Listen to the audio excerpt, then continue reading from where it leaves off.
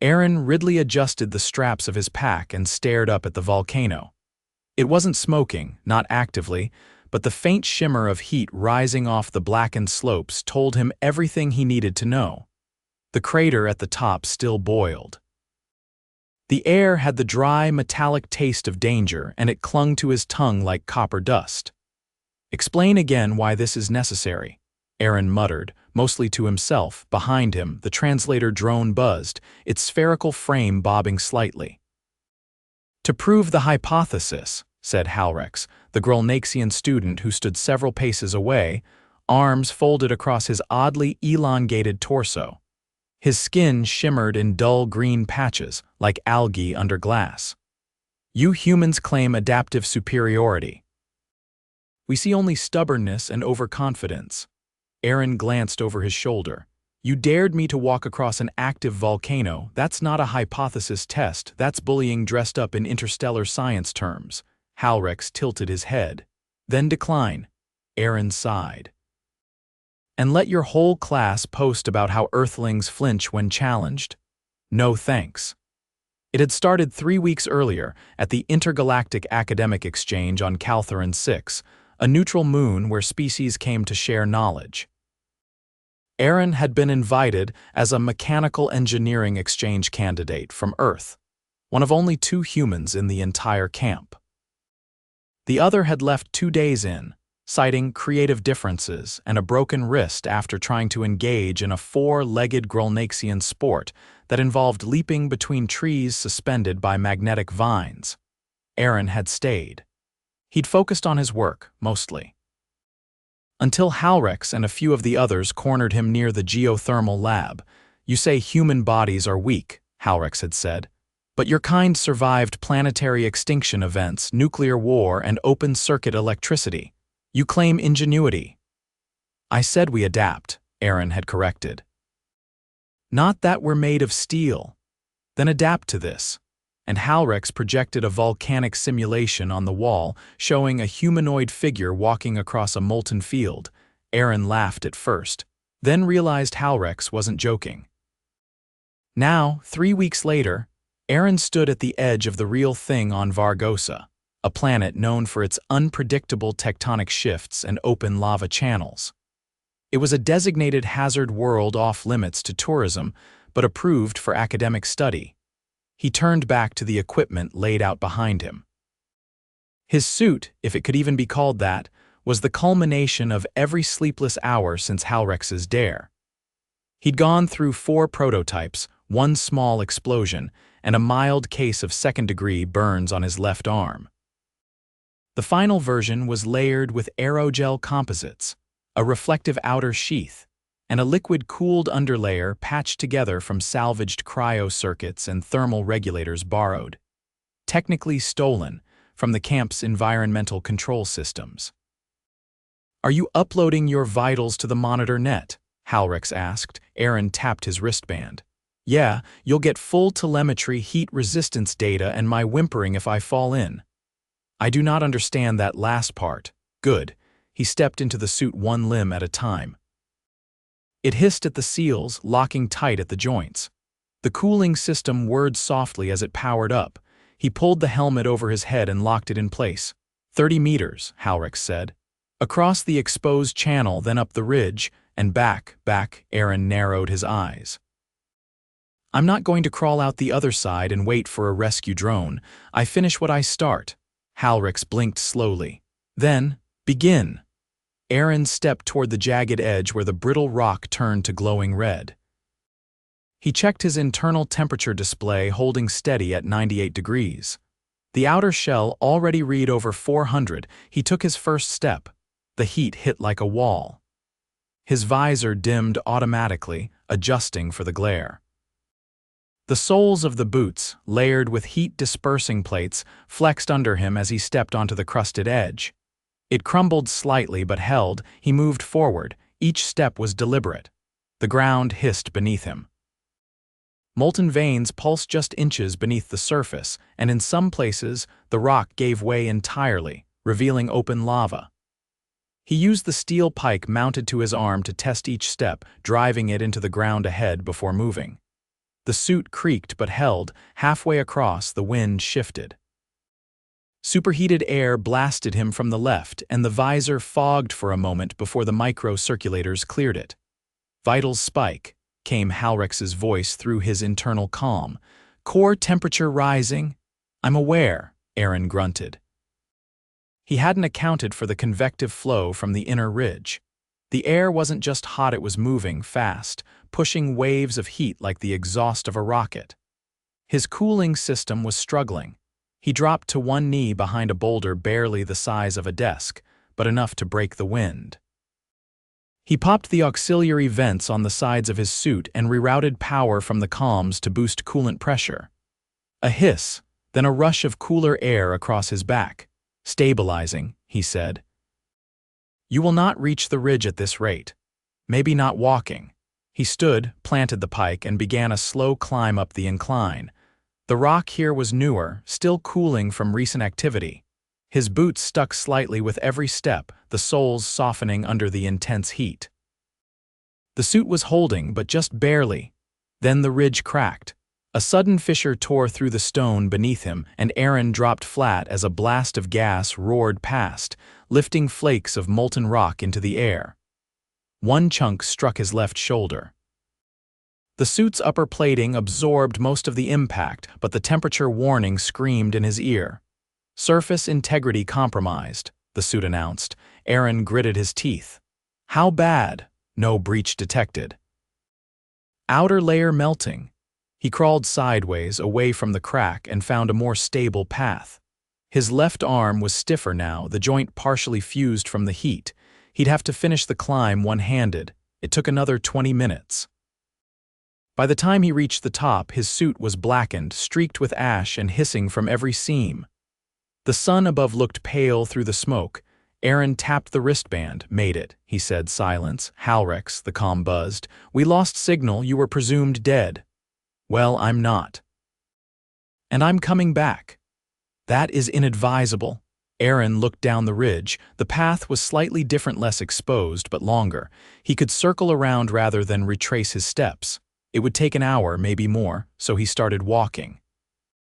2 hours later, Aaron collapsed just beyond the safety perimeter. The camp's medical drone swooped in, scanning rapidly. "Remove helmet," it ordered. Aaron groaned and twisted the release latch. The helmet hissed and popped loose. His face was streaked with sweat and soot, eyes bloodshot. "I think I need a nap," he mumbled. "You require medical attention." He was stretchered into the infirmary, the suit peeled off in layers. His left shoulder showed first-degree burns through the fireproof lining, and his core temperature had peaked at 104 before stabilizing. The med techs wrapped him in cooling gel and ran Roman 4 fluids for hydration. Halrex entered the room an hour later. "You survived." "Barely," Aaron muttered. "That suit needs a full overhaul. The left side's basically toast. You proved adaptability, ingenuity, resilience." Aaron opened one eye. "That sound like an apology." "No, just acknowledgement." Aaron let out a dry chuckle. "I'll take it." Halrex walked to the foot of the bed. "You will be invited to present your suit design at the next Exchange Summit. I need to fix it first. I look forward to your improvements." Halrex turned and left. Aaron leaned back, closed his eyes, and whispered to no one, "Next time, maybe I just say no to dares." But he knew he wouldn't. Aaron woke to the sound of something gurgling softly beside him. Not the comforting kind of gurgling like a kettle or a creek, but the wet, uncertain kind like an overconfident plumbing experiment halfway through a breakdown. There was a translucent canister hooked to a small pump on the wall. Inside, thick green liquid sloshed in lazy swirls.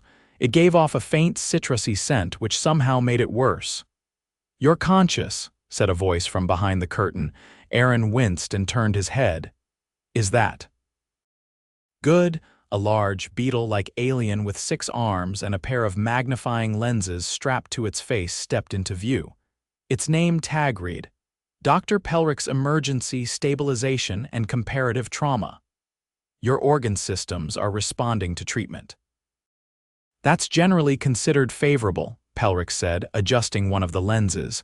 "But we're still monitoring for thermal cell fatigue." Aaron tried to sit up. Every muscle from his ribs down staged a protest. Easy, Pelric said.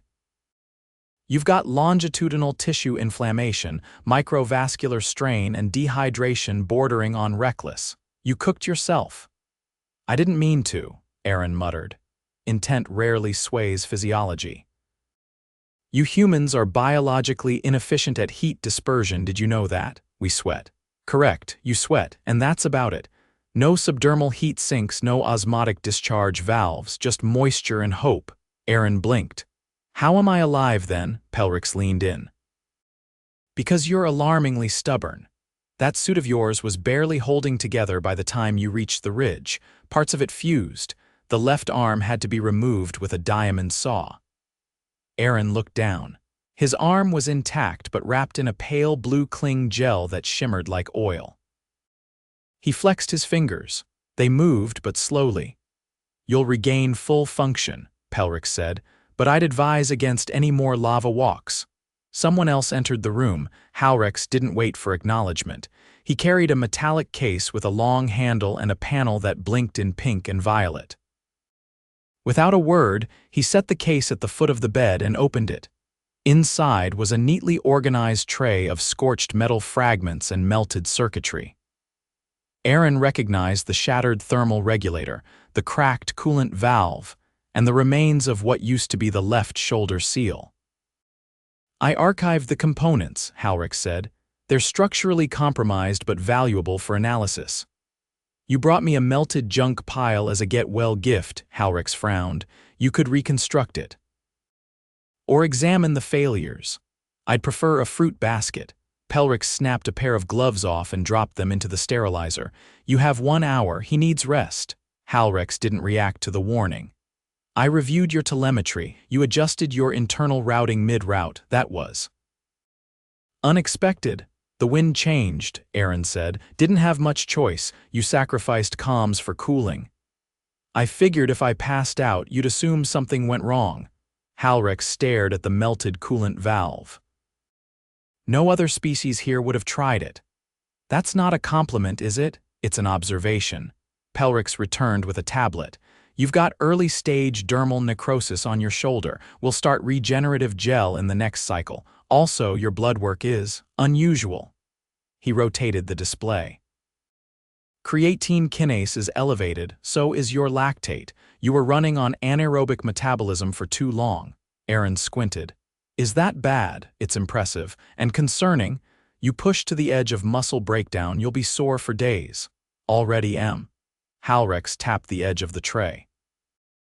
Your suit will be studied. Some of the materials you used, where did you acquire them? Requisitioned from camp supplies, Aaron said. Mostly repurposed from cryo-tubing and waste thermal shielding. I had to patch the intake valve with part of a solar panel frame. You assembled it without lab assistance, didn't exactly get volunteers. Pelric turned to Halrex. Your department initiated the challenge, yes. It was informal. I've reviewed the incident log.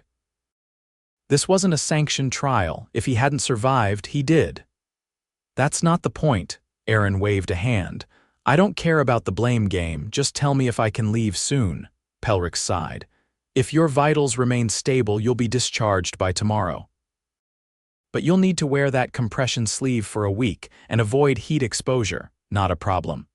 Halrex turned to leave, then paused. There's been attention from who? Faculty, observers. You've disrupted expectations. I wore a hot box into a furnace. That's not exactly a career path. Your methods were crude, but effective. There's interest in how. Aaron tilted his head. What kind of interest? Design review, cross-species engineering forums, possibly a presentation. Aaron raised an eyebrow. You're suggesting I lecture. After nearly roasting myself alive, they want to understand your decision-making, your extrapolation under pressure. I winged it. They don't believe you, Pelric chuckled dryly. Humans do have a habit of improvising with alarming confidence. Halrex nodded once. You should prepare. The summit convenes in 5 days. Aaron frowned. I don't even have a clean shirt. Pelric pointed to a bundle on the chair. We replicated your standard issue garments, minus the burn holes. Aaron shifted upright, wincing. If I agree to this, I'm not strapping back into anything. Just talking. No demonstrations, Halric said. Good. Pelrix waved a scanner over Aaron's chest. Your heart rate's rising. Rest. You'll need it. Halrix picked up the tray and turned to go. Your recklessness may have been unwise.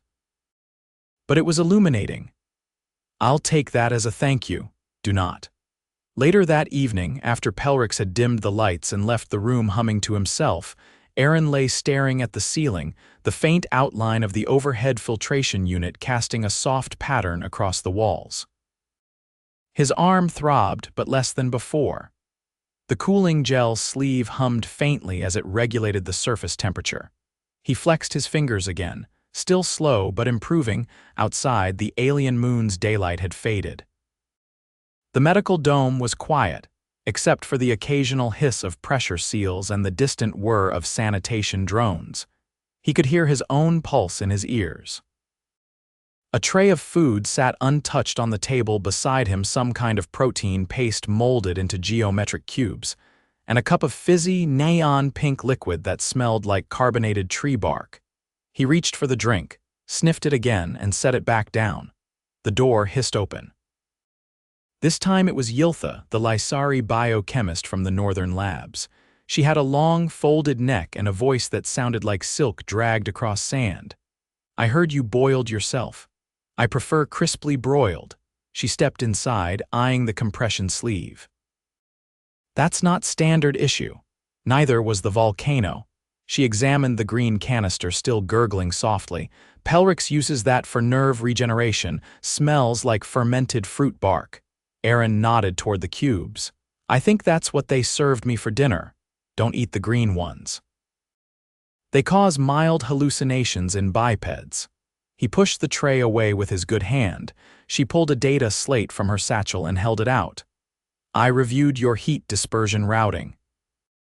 You diverted thermal load through a bypass valve designed for atmospheric filtration. Only thing with enough throughput. It wasn't elegant. No, she said, it was reckless and creative. You didn't model it first. No time. Fascinating. You say that like you're not sure whether to be impressed or horrified. Both. She set the slate on the table and stood. You've disrupted more than expectations. You've complicated assumptions about human limits. Aaron exhaled. That's what we're good at. She paused at the door. You'll need more than charm for the summit. I was hoping to rely on good looks and mild trauma. She gave a quiet, wheezing laugh. Rest well, Ridley. When the door closed again, Aaron let his head fall back against the pillow. The gel sleeve pulsed once, releasing a fresh wave of coolness. He stared at the ceiling. They wanted him to explain what he'd done, why he'd done it. How a single human soft-skinned, easily cooked had walked straight into a place no one else dared and come out alive. He wasn't sure he had an answer, but 5 days was enough time to come up with one. 2 days passed before Aaron was cleared to leave the infirmary. He walked slower than usual, favoring his left shoulder, which ached with the dull persistence of overused muscle, but the compression sleeve had reduced the swelling.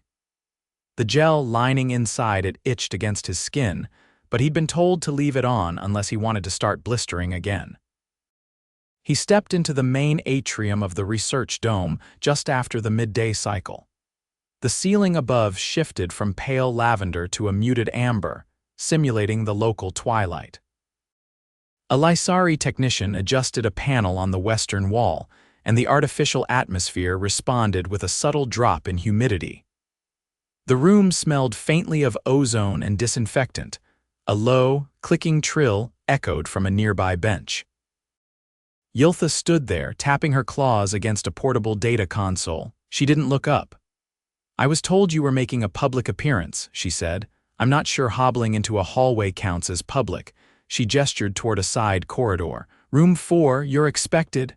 Aaron hesitated. Expected for what, exactly? You're being reviewed, she said flatly. Not interrogated, reviewed. That's not comforting. It wasn't meant to be. He followed her down the corridor. His boots made a soft dragging sound against the composite flooring. Every few steps, his shoulder reminded him that he was still healing. They passed a pair of Trivaxians adjusting a wall-mounted humidity stabilizer. One of them blinked all 4 of its eyes at him in sequence. Room 4 was smaller than he expected. A semicircle of chairs faced a raised platform. 3 figures sat waiting, each from a different species. At the center was an Akari, tall, crystalline, and nearly translucent, humming faintly with the natural resonance of their kind. To the left, a broad-shouldered Grolnaxian elder with skin like cracked clay and a thin metal band circling one eye. On the right, a Varn delegate whose body shimmered with motile pigment, changing color in slow pulses. Aaron stepped up onto the platform. There was no podium, no chair. The Akari vibrated briefly, then spoke through the room's auditory translator. Aaron Ridley, your actions have drawn considerable attention. I've noticed. You are not here to defend yourself, the Grolnaxian added. This is not disciplinary, good. Because I'd be terrible at that. The Varn's voice arrived as a melodic ripple. We require understanding. Aaron shifted his weight. You want me to explain why I did it? The Akari pulsed once. Correct, he nodded slowly. All right. He took a breath and let it out. The challenge wasn't official. I could have ignored it, but I didn't. Maybe I should have. But if I had, I'd be sitting back in the dorm wing, pretending I wasn't bothered by the way your students talk about humans like we're soft fruit in a metal crate. You think we're fragile. I get that. We kind of are. The Grolnaxian's brow ridge twitched. But we also get back up. It's not always pretty. Sometimes it's duct tape and borrowed parts and a prayer. But it works. I built that suit with what I could find because waiting for approval would have taken weeks. I didn't have weeks. I had one shot, so I took it. The room was still. The Akari finally vibrated again. You knowingly risked your life. I did. Why? Aaron looked at each of them in turn. Because if I hadn't, every word I said about human resilience would have sounded like bragging instead of proof. You don't respect theory, you respect demonstration. The Varn's color shifted to a pale blue haze. And you succeeded, the Grolnaxian said. Barely, Aaron nodded. That's usually how success happens. Yiltha stepped forward from the wall, holding up a panel. The data from his telemetry confirms all structural tolerances were exceeded. The suit shouldn't have held, but it did. The Akari flickered. Why? Aaron scratched his neck. Because I designed it to fail in layers. Every part that melted bought time for a part that didn't. It wasn't about surviving the whole walk in perfect condition. It was about surviving long enough to finish it. The Varn leaned forward. That's not standard design philosophy. No, Aaron said. It's human. The Grolnaxian exhaled through his nostrils. You rebuilt something from thermal waste and coolant lines, and lived, not comfortably. There is interest in your methods, I've heard, the Akari shimmered. You are invited to submit a technical article to the Interstellar Engineering Archive. Aaron blinked. Wait, really? You will need to include all schematics, calculations, and failure points, the Varn added. I documented everything, even the stuff that broke. Especially the things that broke, said Yiltha. That's what they care about most. The Grolnaxian stood.